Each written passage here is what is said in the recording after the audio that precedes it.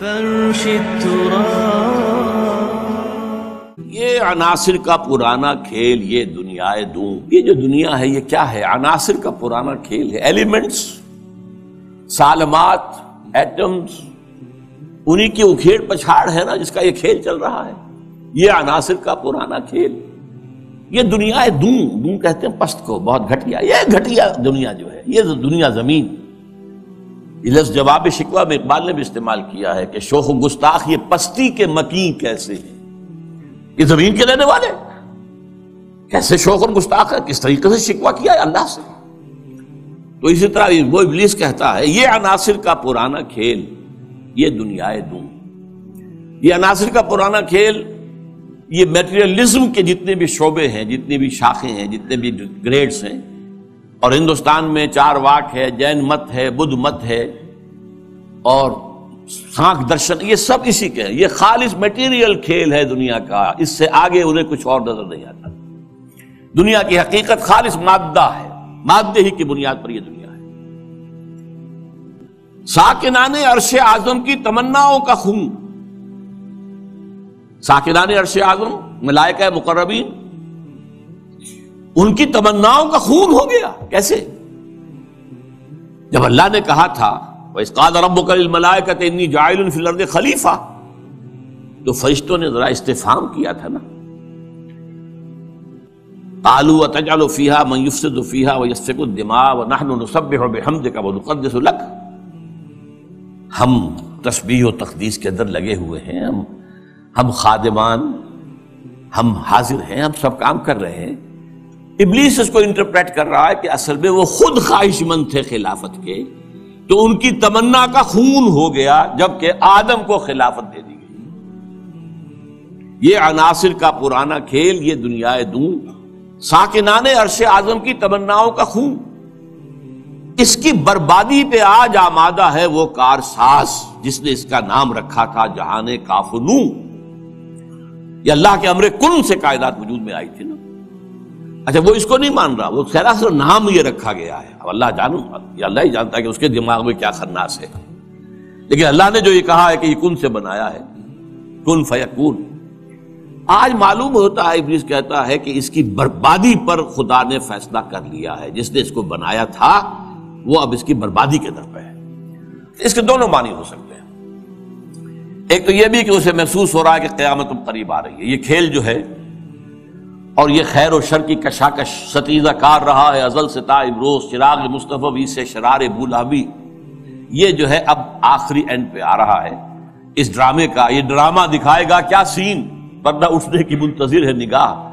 تو جیسے کہ یہ بات کہی گئی ہے، یہ ڈرامہ جو ہے اب ختم ہونے کو، اقبال نے بھی اس کو کہا ہے، دنیا کو ہے پھر مار گئے روح و بدن پیش، تہذیب نے پھر اپنے درندوں کو ابھارا، اللہ کو پامر دیے مومن پہ بھروسہ، ابلیس کو یورپ کی مشینوں کا سہارا۔ وہ بھی محسوس کر رہا ہے کہ شاید اب وہ قیامت ختم ہے اور یہ کھیل اب آخری سین پر آ گیا، اور شاید اس کا مفہوم یہ ہو کہ اس دنیا میں ہم نے شر کا، شرک کا، الحاد کا، یہ سارے بے حیائی کا، بے شرمی کا، سودی نظام کا، انسانی حاکمیت کا، یہ سارا کھیل ہم نے بنایا ہے۔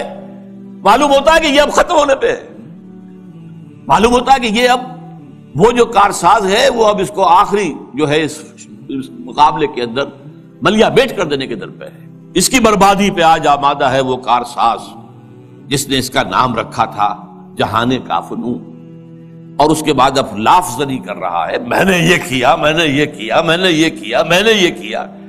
کون ہے جو میرے اس سارے معاملے کو ختم کر سکے؟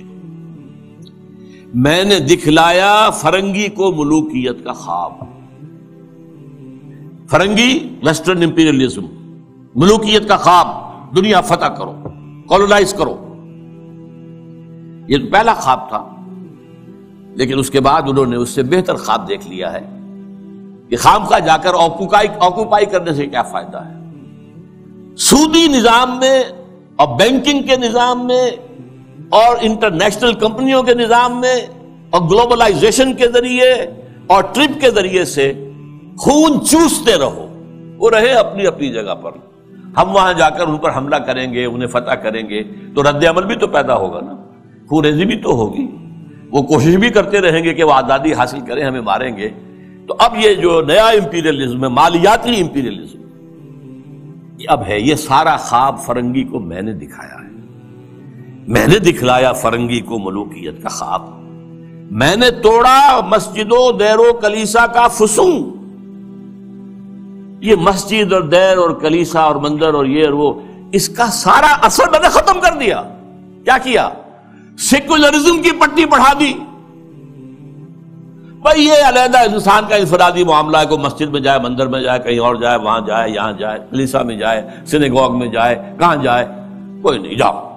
لیکن ملکی نظام، ملکی قانون، حکومت، ریاست، معیشت، معاشرت، اس کا کوئی تعلق کسی مذہب سے نہیں۔ جو بھی اثرات تھے، جو بھی ہولڈ تھا مذاہب کا، آخر خدا کو تو مانتے تھے نا۔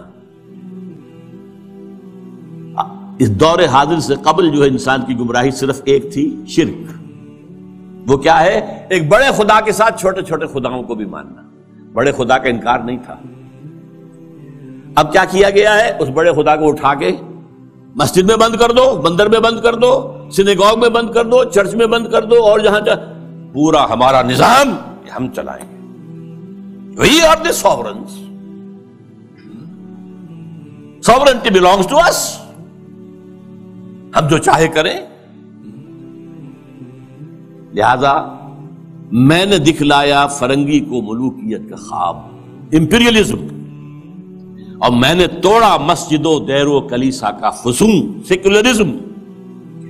میں نے ناداروں کو سکھلایا سبق تقدیر کا، ناداروں کو، غریبوں کو میں نے کہا بھائی ٹھیک ہے، یہ تمہاری قسمت ہے، تم کسان ہو، ہاری ہو، تمہاری قسمت یہی ہے، اس کی طرف سے ہے، رب کی طرف سے ہے۔ کوئی بغاوت کا خیال پیدا نہ ہو جائے، کہیں کو کھڑے ہو کر کوئی ریزسٹنس کی موومنٹ شروع نہ کر دینا۔ تقدیر ہے، تن بے تقدیر، تقدیر کے حوالے۔ میں نے ناداروں کو سکھلایا سبق تقدیر کا، میں نے منعم کو دیا سرمایہ داری کا جنوں۔ یہ لفظ منعم جو ہے عربی کا، یہ منعم بھی ہو سکتا ہے، منعم بھی ہو سکتا ہے۔ منعم اس میں فاعل ہے، منعم اس میں مفعول ہے۔ منعم نعمتیں دینے والا، منعم جس کو نعمتیں دی گئیں۔ یعنی یہ بھی ہو سکتا ہے کہ پہلے جن کے پاس دولت ہوتی تھی وہ اس کو خیرات کرتے تھے، صدقات کرتے تھے، خیر کے کاموں میں لگاتے تھے، پن کے ثواب کے کاموں میں لگاتے تھے۔ میں نے اس کے بجائے کہا بیگم پاگل ہو گئے ہو، جمع کرو سرمایہ داری۔ میں نے منعم کو دیا سرمایہ داری کا جنوں، اور جس کے پاس فاضل سرمایہ دولت اللہ نے دی تھی، اس کا جو طریقہ تھا کہ یسألونک ماذا ينفقون قل العفو، میں نے کہا نہیں، جو بھی ہے جمع کرو۔ جمع فاوعى، جس نے جمع کیا اور خوب پھر سینت کر رکھا، سنبھال کر رکھا، بچا کر رکھا۔ یا کہا جمع مالا وعددہ یحسب ان مالہ اخلدہ۔ یہ سبق میں نے دولت مند کو سکھا دیا۔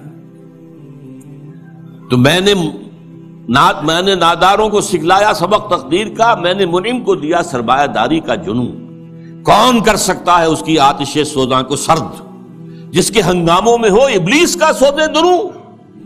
کون ہے؟ میں نہیں ماننے کو تیار کہ ہمارے اس پورے کھیل کو کوئی طاقت ہے ایسی کہ جو ختم کر سکتی۔ یہ لافظ نہیں کر رہا ہے، آخر کچھ خود سیلف ایشورنس کے لیے بھی، کچھ ساتھیوں کے لیے دل بڑھانا ہوتا ہے نا۔ آخر چاہے آدمی دیکھ رہا ہو کہ I am fighting a losing battle, لیکن پھر بھی ساتھیوں کو تو برقرار رکھنے کے لیے دل بڑھانا، کوئی دل جوئی کرنا، کوئی حوصلہ دینا۔